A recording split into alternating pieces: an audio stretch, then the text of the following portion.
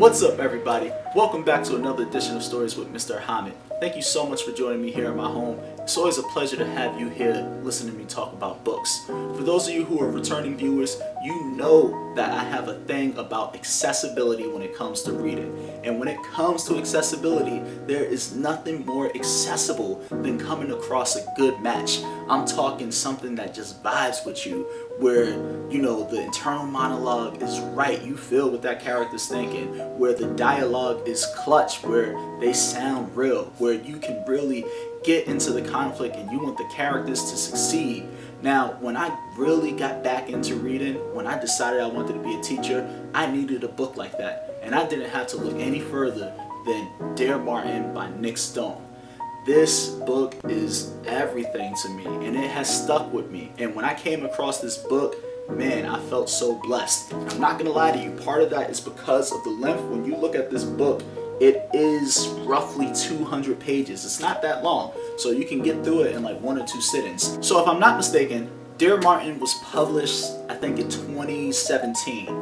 Now, if you remember anything about the 2010s, especially the mid-2010s, then you know that it was hard to watch the news, because every time you turned it on and every time you looked, there was a black person dying at the hands of the police, or you were hearing about a story that you missed, and social media really blew it up. So it wasn't just on the news, but it was in your news feed, and you just couldn't escape it. Very much how things were happening just a few months ago, which was crazy. But that's how this book came to be. Now, if you look at the YA timeline, or just books in general, is that in the 2010s to like now, is that there were a whole bunch of books that came out that covered things like police brutality and microaggressions.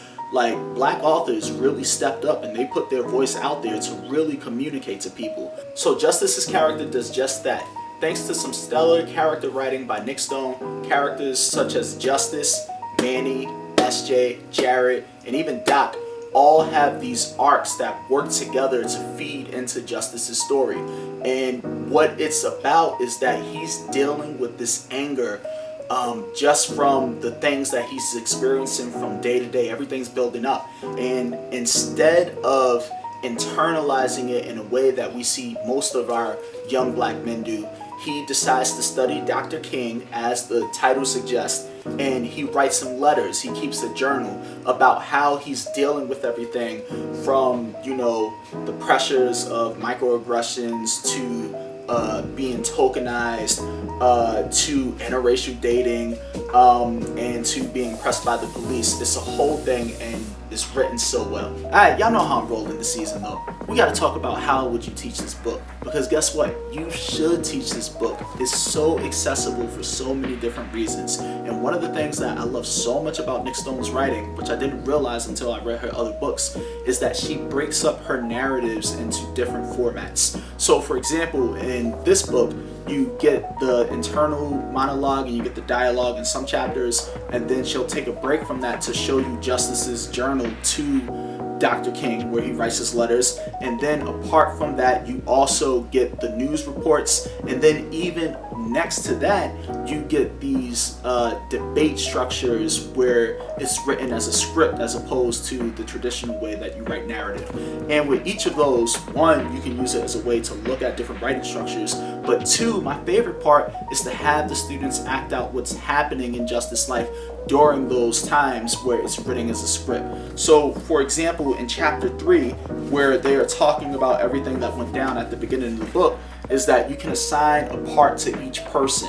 And I don't know about y'all, I'm just not that much into classical texts or like traditional writings. So I'm not spending that much time on Shakespeare in my classroom, and I know that may be sacrilegious to some, but for me and for a number of the students that I had, this was a lot easier to do, and not just easier, engaging, and the students wanted to talk about stuff after.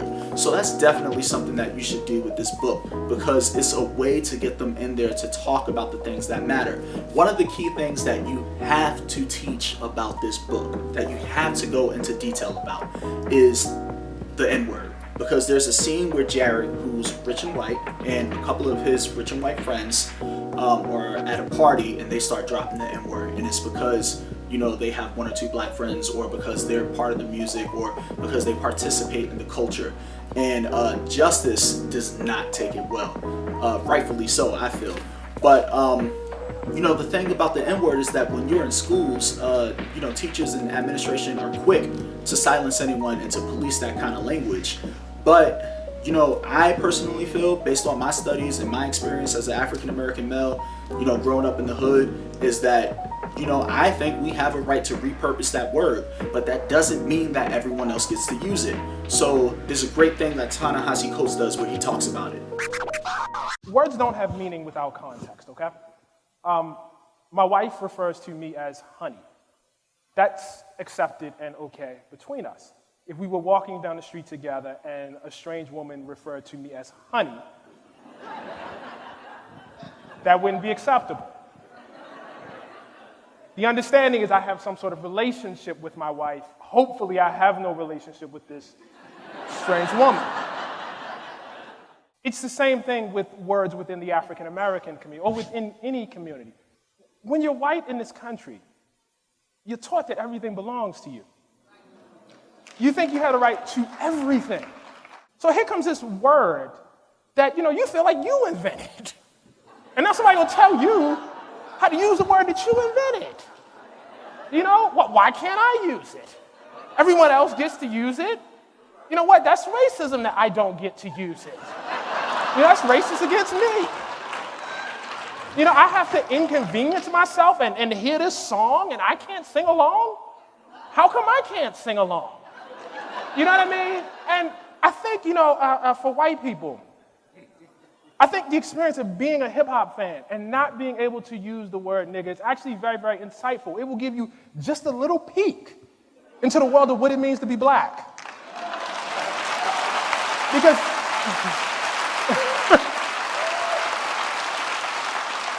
Because to be black is to walk through the world and watch people doing things that you cannot do, that you can't join in and do. And so I think there's actually a lot to be learned from refraining. With this in mind, it's good to bring this conversation to the forefront with the students as you're reading it, because it allows it to stay in the text. So you're not so much talking about personal experiences or what you heard someone say, you're talking about these characters. And by using something like, say, from The Company Man, when he talks about it. And honestly, it's hard to blame China Mac or Lil Pump or any non-black person for using the word when black people are fractured on this issue, placing it gratuitously in our art, handing out passes like Lonzo Ball for over half a century. Russell Simmons, for example, in 1996, he told the New York Times, when we say nigga, now it's very positive. Now all white kids who buy into hip-hop culture call each other nigga because they have no history with the word other than something positive. It makes us special. This is a real quote. Pairing those videos up, using this book, doing some research, maybe looking at Stamp or looking at how to be anti-racist and tying that stuff together, that creates a really important conversation around language. Also, articulate while black. Now, if we really want to talk about what matters, you cannot skip over the fact that this book was written because it was inspired by true events. So it wasn't until my second or third read through that I found out that this was like what happens to a character in this book was based on a true story. So in Jacksonville, Florida, there was a kid by the name of Jordan Davis who had a dispute over how loud his music was, and a guy in the car next to him shot into his car. So it was absolutely terrible. I mean, the story is up, you can see it. What really got me is that the guy who shot that kid, despite there being so many testimonies and despite what we came to know of what happened in the case, he tried to go against the sentencing that he got, and it went all the way up to the Supreme Court.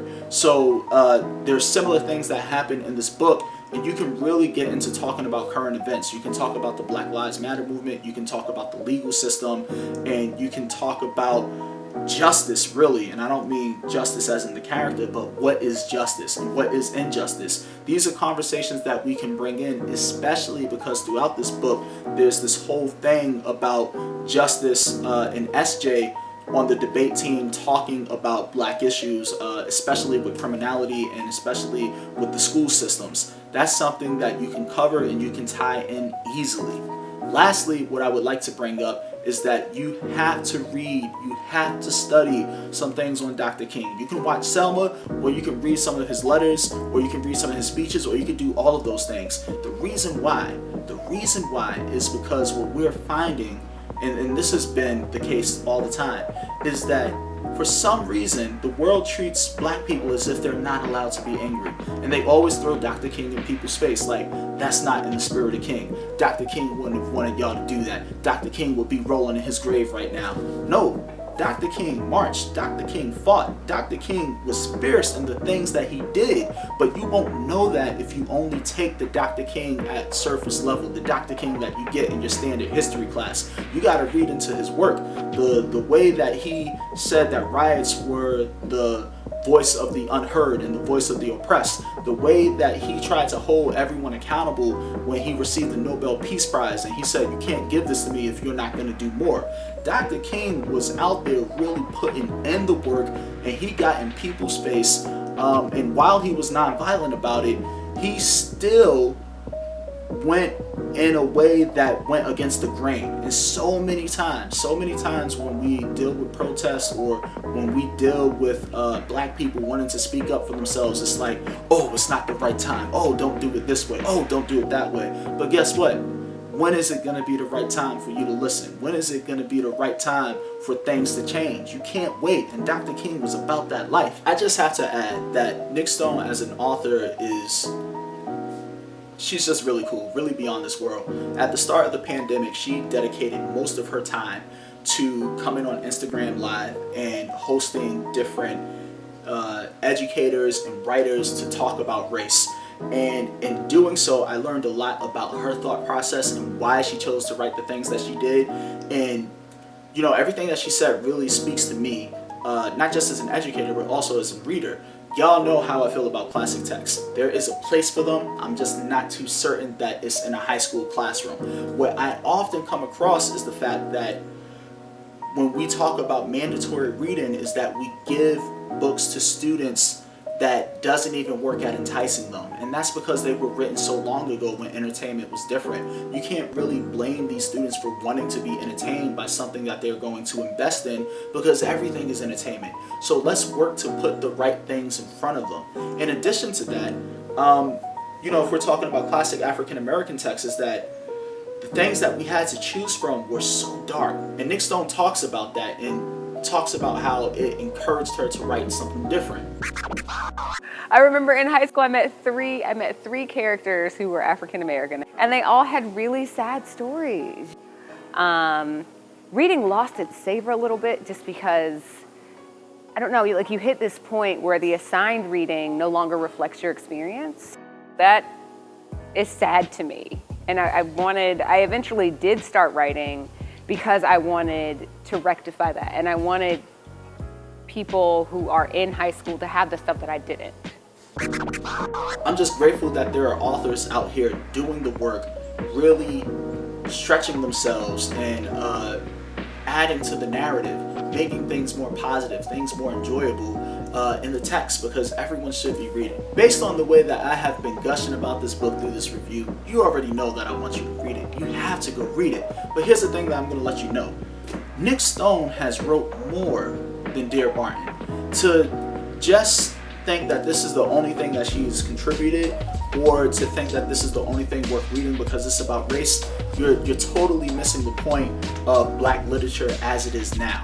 So we are beyond just talking about race. We are beyond just talking about struggle. There are now stories out where it's just black people living, black people having a good time, black people going on an adventure. And those books are needed too. So when you read this, because you have to go read this because it does the work that you need to get on the track to racial justice and equity. You should totally read this. But I challenge you after that, pick up another book by her, like Clean Getaway or Jackpot or Shuri or I Want Out. Do yourself a favor and get into Nic Stone's books, starting with Dear Martin.